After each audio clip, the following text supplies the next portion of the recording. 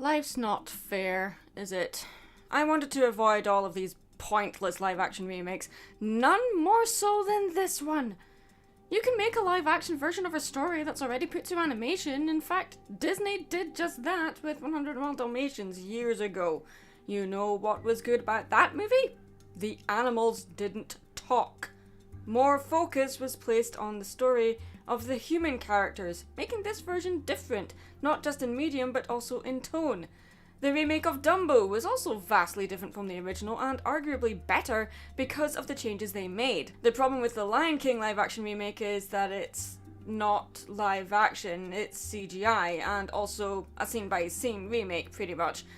This isn't a live action remake, it's a photorealistic remake. Take pet portraits for example. One is a photograph and one is a painting.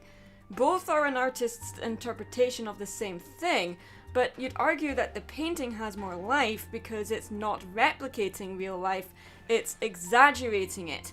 The 2D version exaggerates life.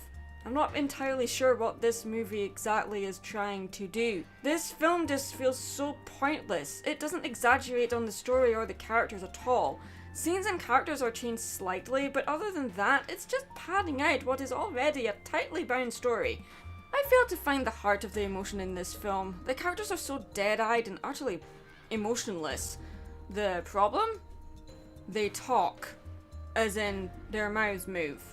Imagine for a moment that the speaking voices simply played over the top of speechless animals that didn't have moving mouths. Remember Homeward Bound, The Incredible Journey? The film had real animals with human voices, but their faces and mouths did not move, yet we still felt the emotion of every character in every scene. Why? Because our minds filled in the gaps for how the character would convey the emotion. Here though, you really needed it. The staging of the film also feels a little off and detached from the characters. Mufasa had no presence, Simba had no mischief, and Scar had no sleaze or cunning.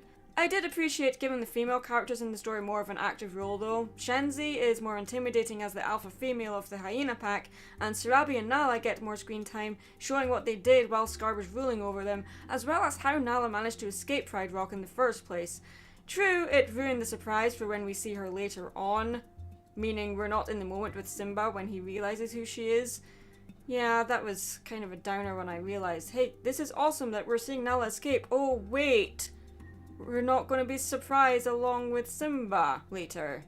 Great. Sadly, this movie lacks any kind of emotional depth, especially when Simba is grown up.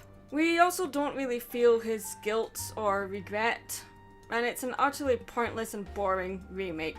I managed to avoid this for so long, and now, yeah, I still wish I avoided it. I'm exhausted. This was so boring. I'm Mad Munchkin. Stay creative.